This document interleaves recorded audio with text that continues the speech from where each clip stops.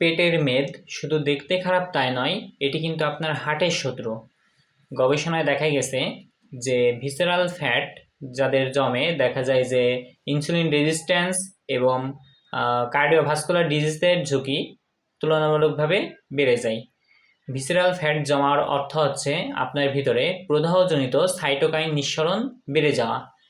যখন সাইটোকাইন নিঃসরণ বেড়ে যাবে তখন দেখা যায় যে ইনসুলিনের যে স্বাভাবিক কার্যকারিতা এটা কিন্তু কমে যায়। আর ফলে দেখা যায় যে আপনার রক্তের ভিতরে শর্করার পরিমাণ বৃদ্ধি পায়। একসময় দেখা যায় যে ধীরে ধীরে রক্তের যে ধমনির ভিতরে প্লাক তৈরি হয়। এটি কখনো একদিনে ঘটে না, এটি ধীরে ধীরে ঘটে। এজন্য এটিকে বলা হয় মেটাবলিক সাইলেন্ট কিলার।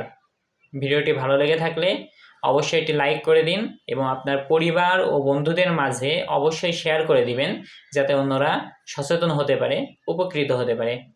প্রিয় দর্শক, এতক্ষণ আমি আপনাদের সাথে ছিলাম মোহাম্মদ ইকরামুল ইসলাম। অবশ্যই আমার সাথে সংযুক্ত থাকবেন। আপনার কোমরের মাপ কতটুকু অবশ্যই আমাকে মেপে কমেন্ট বক্সে জানাবেন। আল্লাহ হাফেজ।